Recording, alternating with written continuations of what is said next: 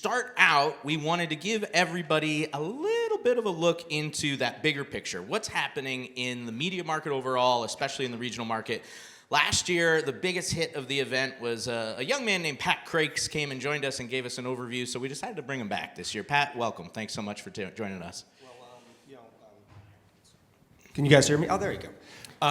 Well, it's a pleasure to be back, and I want to thank the Prison Authority of Ohio for letting me out on a work release today for this.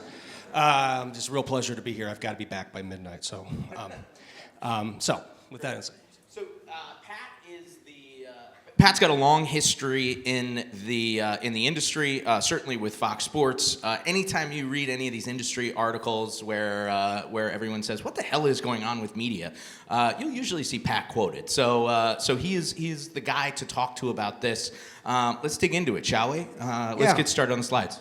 So last year I talked a lot about, kind of the RSNs and contact of the media landscape, and talked about things like wholesale transfer pricing and bundled versus unbundled pricing. This year I thought I'd take it up a little further because I think we had a couple big events last year that kind of unlocked the door to finally begin stepping to the future. And the good news is that sports are in good shape of all types, but we still have a ways to go on the journey, so there's more disruption to go.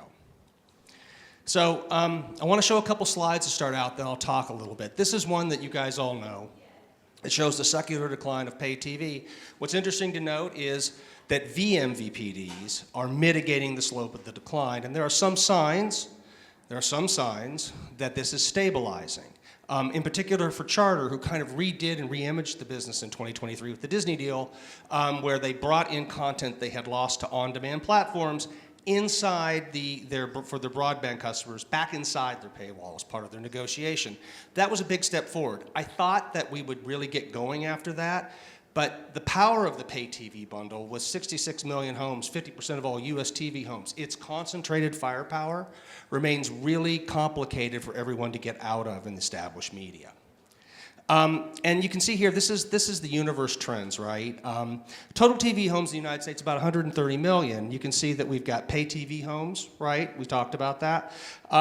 Over the air is a very stable thing. So when people talk about going to over the air, there's about 18, 19 million homes. They went down a little bit last year.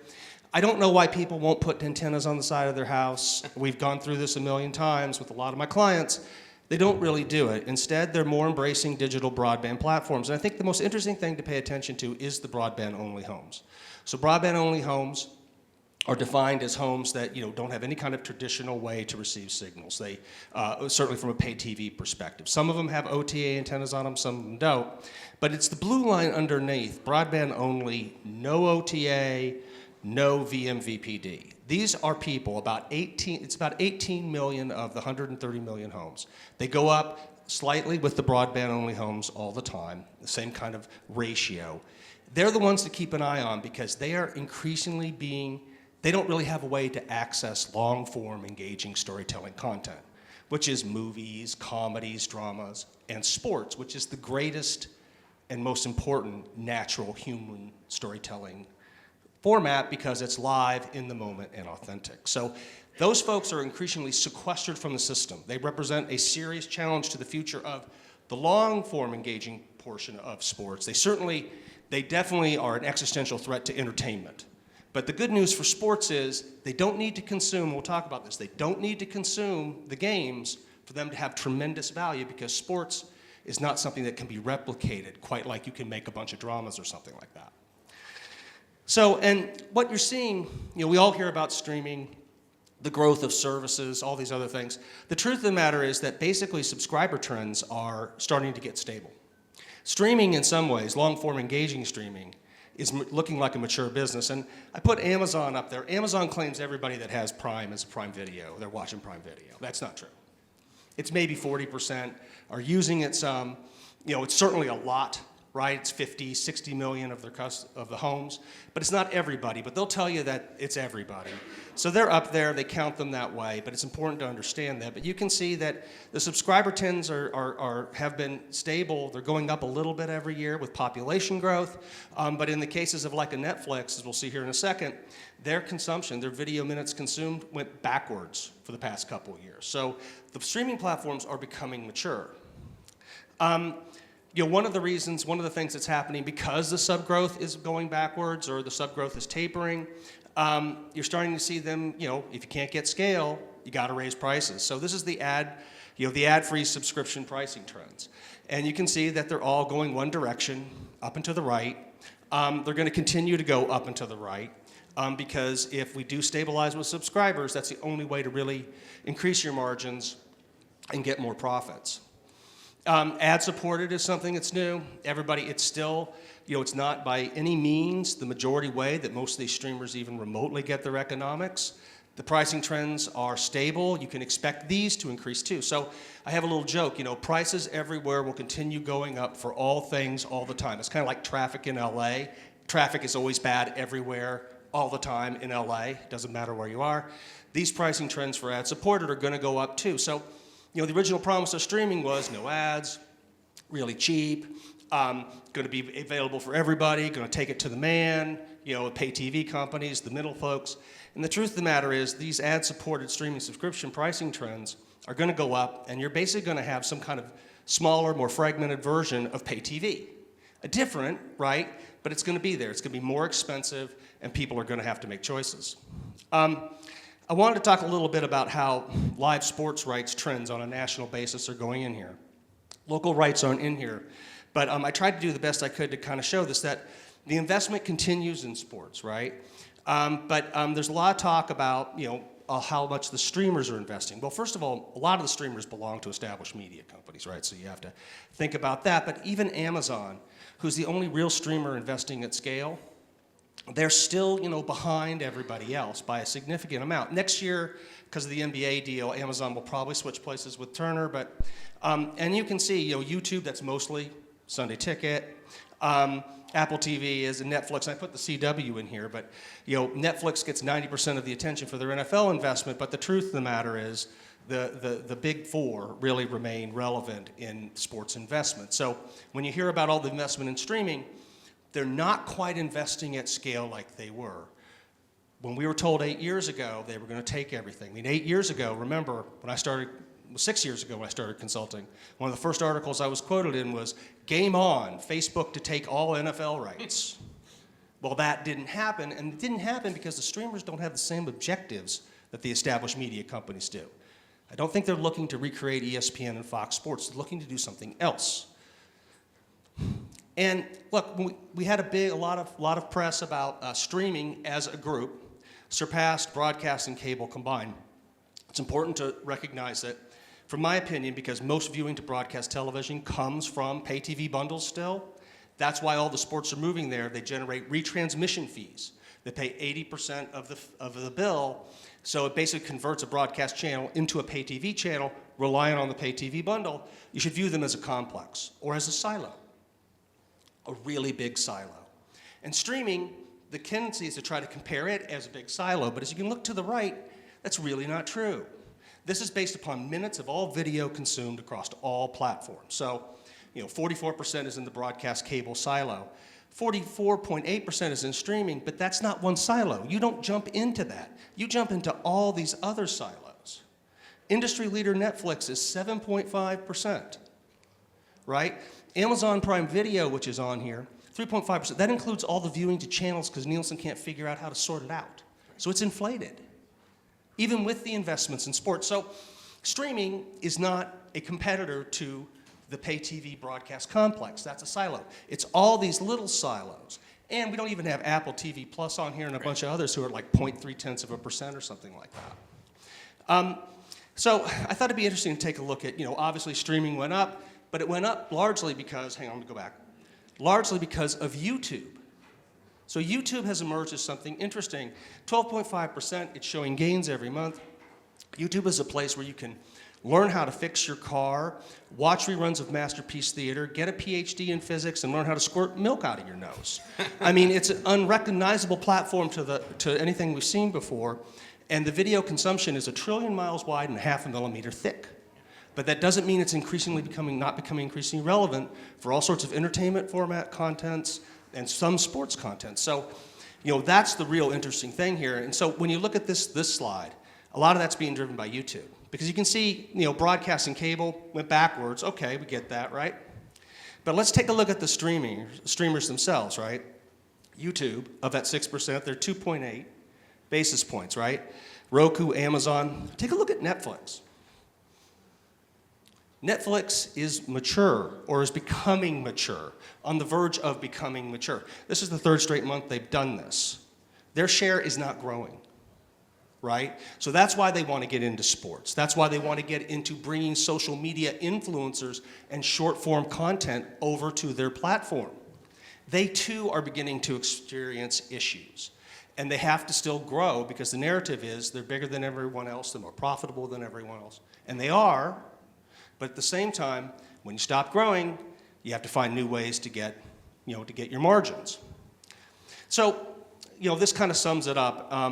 We're looking at, a pay TV bundle and secular decline, but it still produces, because of that silo, so much economics, no one can really free themselves from it. There's no, I call it with my clients, a pirouette to streaming. That's been the narrative for 8 years. It just hasn't happened. It's too hard to get over there. And the new players that make all their money in areas that have nothing to do with media or entertainment, well, they're not doing exactly what everybody wants them to do, aside from Netflix, which was always a pure entertainment distribution company. The SVOD platforms are, they're maturing. And they're investing in sports, but not quite like they used to, or, not as fast as anticipated. And long-form content distribution continues to fracture. You saw those different streamers. You saw YouTube. YouTube itself is a silo, but it's a hugely fractured silo. And the interesting thing is, though, is that sports seems to be the genre that works across all of this because of its unique, rare nature. Consume it live. There's not very much of it. You can't go out and make a bunch of NBA games. The NBA is the NBA. And so, and none of this accounts for video game usage or social media, right? Which you can see here, this is actually the media environment. It's much more complicated than the narrative says. This media environment, long-form TV, that includes YouTube usage, right? TV it also includes YouTube. Take a look at everything else that's relevant. Take a look how some of these other things that aren't TV, sometimes you can do both of them at the same time, right? I mean, I really busted my head to try to sort this out to kind of stop double counting. But across these things that aren't TV, there's some double counting. Because some people do them while they're doing other things, listen to music while they're doing social media. And you can see the growth, right? TV's growing because of YouTube and other platforms. There's more video than ever, but everything else is growing. On podcasts, I don't know what everybody's doing, but people just going home listening to all of that stuff. So these rates of growth, right? All these other areas are higher than video consumption. And this is projected for next year. You can see, you're going to have even more we're going to continue to grow, but the growth is going to catch up with long-form TV. So, and what I think is increasingly happening is everything that's not, quote, TV, is beginning to become not complementary to TV. For a long time, it's been complementary. In some ways, people felt that TV built social media. Without TV and entertainment, there wouldn't have been all the memes, there wouldn't be all the things to talk about, there wouldn't be all the different ways to slice and dice stuff, right? But increasingly, because of the algorithms and those 18 million homes that don't have any way for traditional long-form video to get to them, they're spending all their time in that silo. These are all individual silos. And the social media silo, in particular for entertainment, is becoming a competitor, not a complementary system. So, basically, as I was saying, I think the biggest thing to take away is the last bullet point with short form and gaming. They're complementary to each other pretty much, but they're different. But long form platforms for entertainment, information, and news are seeing direct competition from social. You can make an argument that comedy no longer exists on long-form platforms. That the real place for comedy, in particular for the people under 40, is places like YouTube and Instagram and TikTok. That's where they're getting their laughs. They're also getting a lot of information. You take a look at YouTube, there's a ton of information in there. Some of it's good, some of it's bad, but it competes directly with news. It competes directly with documentaries. As I said, it competes directly with comedy. So, and then you have this growing group of people that are just not accessing the long-form platforms and you can certainly see where the trends become for entertainment. This could be a really big deal. But for sports, not so much. So let's talk about the sports media landscape quickly. I'll try to get through this because I know I'm on a time constraint. Oh, good. Yeah. No, this is the meat and potatoes. Here you go. So, pay TV, as I said, remains dominant. And streaming is not taking over as it did with entertainment. Why? Well, the on-demand era, the on-demand nature of entertainment and the time-shifting power of that basically took everything out of the pay TV bundle with linear programming. Linear is not a distribution format. It's just a way to program things, right? It's not linear versus streaming. And you're seeing some linear stuff beginning to appear on streaming because they're looking for inventive ways to increase engagement. But the on-demand aspect is really, really powerful on the digital side, right? But think about sports. There's no way to on-demand a live sporting event. You can record it, you can watch it later, but most people still don't do that, even though they can do it. Why?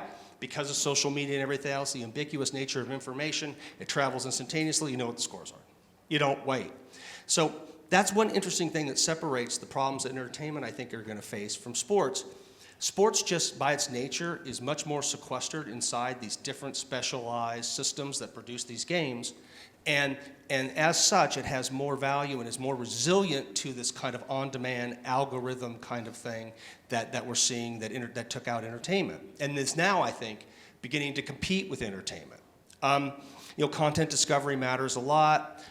Pay TV also, solve for that. People complained about it, but think about a college football Saturday without pay TV, right? I mean, you basically line up all the channels. Increasingly, some sports are drifting over to streaming, but the reason why it's kept pay TV bundle alive is because content discovery is easy. It's most of the content in one place on one bill, as opposed to remember we went back and look at Nielsen's gauge, this fractionalized universe that's got a sledgehammer across an infinite event horizon. I'm sorry, this is the police are here, so I've got to hurry up. So now, when it comes to sports media investment, people are still investing. The tippy top of tier one, your NFLs, your NBAs, they're getting their increases, but things are getting more complicated because the distribution landscape is fragmenting and the pay TV bundle's in decline. So, a great example is ESPN, basically telling the UFC, Formula One, and Top Rank that they can go find other deals or bring deals for them to look at. I don't think anyone would have thought Formula One would be in that box. Well, they are. Basically what's happened is the pay TV bundle's gotten smaller. Everybody doesn't need everything anymore, especially an ESPN or a Fox Sports. Instead, reinvest in the things that have the most values to subscribers, to advertisers, and pay TV distributors. Obey an even further extreme power law. So NFL, more power for college football, right? And that's the solution. Then everything else, if it works out, it works out. But if not, we'll do something else. But that being said, you can't look at any media rights deal and say that pay TV still largely doesn't underpin nearly all the tier one rights. And this includes local rights, right? We do have distribution of DTC apps, which I think is a smart thing to do. Because I think that we've unlocked digital rebundling thanks to the venue deal failing. But the truth of the matter is that the investment from the streamers, as you've seen, is not what the narrative says. That doesn't mean they're not investing. There's only one real player investing at scale. And that one is investing in a way that says, hey, I'm great to take your third package or your second package. And a lot of their investment is in two properties, the NFL and next year the NBA. That's Amazon, right? So they're not flipping any tables over. These narratives aren't existing. They're not gobbling up all these rights. And that's because they're not quite sure how they make all of this work and how much they need, right? So, we've seen some threat to national and regional rights for some properties. And I think it's not certain anymore that you're going to see a double for everybody, except maybe the NFL, right? Maybe the NBA deal was kind of a demarcation point because we manufactured an auction in that case that enabled NBC to sail in. Regional sports are the most sensitive to this, right? And you guys have all lived through this. And the reason is because they over-earned on the way up with the expansion of the pay TV bundle. They benefited from that. So it makes sense that they would go first in the decline. But what you've seen is that the regional rights fees for some teams have been walked back. But you still need the established system overall to produce meaning and rights fields. So I tell some of my clients, look, 50% of something is better than 0% of nothing. The new system on a digital side for local rights doesn't produce enough economics yet to be able to say that you can pirouette out of a system that allowed you to scale to 90% of your market. Because the pay TV bundle got to like 95% of all US TV homes. All those content costs were predicated upon that theory. So we have an adjustment, but the good news is there's still economics there, and local rights still have value, but they've got to adjust for the new era.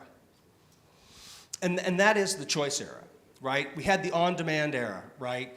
Move to Netflix, be your own programmer, figure stuff out, the algorithm feeds you things. Well, that's led now, thanks to the unlocking of the pay TV bundle, to the choice era. And what does choice imply? Choosing. And so, this is what, look, folks, these are the jokes, okay? You can't have all the content. You saw the pricing trends, you saw the fractionalization. For 20 years, starting around 2000, all the content for sports that was pretty much worth watching was inside the pay TV bundle. Jerry and I lived through it. We watched Randy and Bob build the RSNs at Fox. Today, but prior to that, all the content wasn't available. One of the reasons why all those RSNs could be built was because there wasn't any access before pay TV. So we're going back to a time where not all the content's going to be available, everybody's not going to see all the content, not because it's not available, but because of pricing, because of demand. Am I a super fan? Am I not a super fan? And what's going to happen is everyone's not going to see all the games. That's just what the truth is. Everyone's not going to have everything. You're not going to have 10 subscriptions to everything. You're not going to have 5 DTC. Well, some people will, right? But they'll be 1 or 2%. And the choice issue of social media threatens entertainment the most, because if you think about how the algorithms have developed, they take care of choice for you, right? And it's easier to do that in 10, 15-second bites than it is with long form, where you're searching for content. The program has to have some kind of, on an entertainment side, value. Over on social media, the choice problem's solved for thanks to the algorithm. 10, 15 seconds of stuff that makes you laugh or that's figured out that you're interested in. And this is one of the reasons why I think entertainment's in trouble against social now. But sports not so much, because why? It can't replicate the games. But the games, you don't have to consume them for them to be social. Parts of them, they can drive all this content, conversation, highlights, memes, everything that's important, analysis. Social media needs sports, which is why there's going to be this demarcation part between sports and entertainment, I think, right? And YouTube is very, very interesting. We've never seen anything like it now. It's doing both things. It's social and it's long form, right? But it also has short form. And for tier 2 and tier 3 sports content, it's becoming a kind of a new home for it, right? 5 years ago, a lot of tier 2 and tier 3 sports would be time buys, right, on ESPN or Fox Sports 1. Campbell McLaurin took Combat the Americas and said, look, I'm going over to YouTube. I don't like the deals. Dana took Power Slap over to YouTube. So we're seeing that, right? And has rule-breaking characteristics, right? So it's going to be interesting, but it still, again, is mostly about entertainment, in particular comedy and long-form information. So real quick, these are some of the big stories in context, having said all of that, right? Mainstream sports, pay TV still works. That's the easiest way to say it. It's not what it was, but it's still important. Sports viewing, thanks to Nielsen's measurement of out-of-home, has made sports even more value. We're capturing, and you thought about those 18 million folks that don't have any traditional platforms. Well, they do for out-of-home, and what does out-of-home do best? Sports, right? The NBA deal, more complicated than people could have imagined, probably all because of the different players that want to get involved and the fractionalization of content. Content costs are adjusting. Streamers just aren't picking up all the slack. They're complementary, right? Venues failure, Disney goes ahead and buys Fubo and says, look, let's build these digital assets and try to figure out how to rebundle them with distributors and other folks. I talked about YouTube. NBC and the WBD are going to spin off channels. I mean, I was updating this as recently as like 6 days ago. because of all the different news. And then finally, some local teams are returning to pay TV because they need those economics. They found out that it's not so simple to use streaming and over the air to get back to that. For some, it makes sense. For others, it doesn't. So, Chicago Sports Network's a great example here in Chicago where you can't get it over the air anymore as soon as they got their deal with Comcast done. They're a pay TV channel. So, what does it all mean? Well, look, we're going to have rebundling. The distribution landscape is going to continue to evolve. Pay TV's secular decline and the challenge to make streaming profitable mean that the old economics from the old system, that pay TV's peak, have got to adjust. We've got to have a supply-demand kind of equilibrium across content costs, across distribution, and things like that. So that's going to cause more disruption. But the good news is that venues' failure kind of really pushed the boat away, where Disney said, look, we're going to launch all these different digital products. We're going to launch them in conjunction with our pay TV distribution partners. We're going to try to figure out how to price them in conjunction, and we're going to begin to think about how we rebundle things and acquire and consolidate in an attempt to get back some of the margin we lost from the pay TV bundle. And the silos are going to continue to consolidate around behavior. As I said, pay TV and broadcast, streaming versus social. These are things that we're going to continue to see emerge. But again, for sports, I feel we're in a good place, right? So content values nature is changing. Entertainment has largely migrated to on-demand platforms, leaving sports, right, is the only thing that really matters in the long-form genre that can work across all the different distribution platforms, whether they're in decline and still relevant or new. And so, look, it's got the widest economic moat in media. Netflix can't go out and replicate NBA games. They can't replicate MLB games. There's intrinsic value around these properties, right, around NHL games, MLB, NBA. And because it still works with pay TV and it works with streaming, there's an opportunity to kind of, instead of pirouetting, walk your way slowly and carefully. And I think for a while that was not understood, but I think it's understood now. You've got to keep the economics from the pay TV bundle the best you can while you launch these new digital products and figure out how to make them, cash flow positive, make them produce EBITDA, not lose $60 billion in a couple years like Disney did on streaming. Figure it out and make them complementary instead of zero-sum as long as you can until the digital world is really ready to support high-margin economic mode businesses, I think largely through consolidation, right? And look, with social media for sports, we're going to see a lot of value created there, I think. And I think one of the things that's going to increasingly happen is that people in the social media realm may never watch a live game. But the value around the kind of sports content there will more than make up for it. I think that's the really good news, right? It's like those platforms, social, video games, whatever you want to talk about, those are going to produce economics for sports. You still got to play the games, which is one of the reasons why when I was interviewed about the NBA Finals, I said, you got to take a look at the whole system, guys. You can't be just looking at like game 4 of the, that's bad, that's bad, it's down, it's bad. Small markets, it's bad. It doesn't work like that. It's a holistic system for sports. It has to take a look at an inclusive measurement that talks about the value creates, which is, I think, only going to get bigger.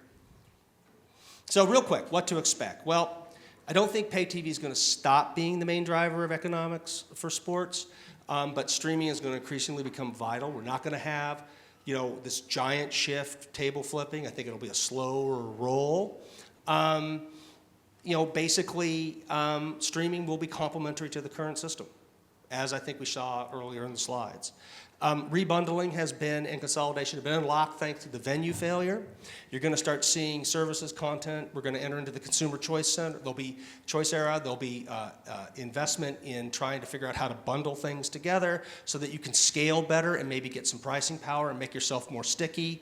But we still got a long way to go. And rights fees are probably due to disruption. But the good news for the local rights are they've been disrupted first, and they transition first because of that. So finally, structural benefits of live sports across all platforms continues to become more relevant, not less. And I think that's the big takeaway from here today. Lots of challenges, lots of things to do, going to go through a lot of changes, right? Beware the narrative, beware of the narrative. The narrative is your enemy. The narrative has been zero for like 9 million over the past 6 years. We weren't supposed to have any television, any pay TV by now. We still have 66 million homes in the pay TV bundle. And most of all, I think that regional sports and local sports have gone through this period of disruption first. They're now set, right, now that we're rebundling all these DTC apps that are priced too high, there's now an opportunity for them to be a part of other bundles, for them to get cheaper so they can scale more, so we don't run into elasticity issues, which we have right now, because they're priced to protect the pay TV bundles, not compete with them. That's why they're so expensive.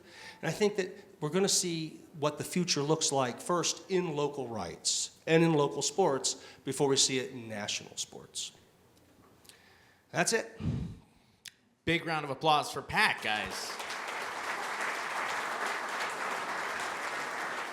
So there you go. No questions. Everything was answered, right? You guys know everything there is to know about the media business right now. I'm going to ask Pat to retreat all the way into the hallway. If you guys have questions for Pat, please attack away. Get him all kinds of stuff. Pat, thank you so much for taking the time. Appreciate it. Thanks, everybody. Appreciate it.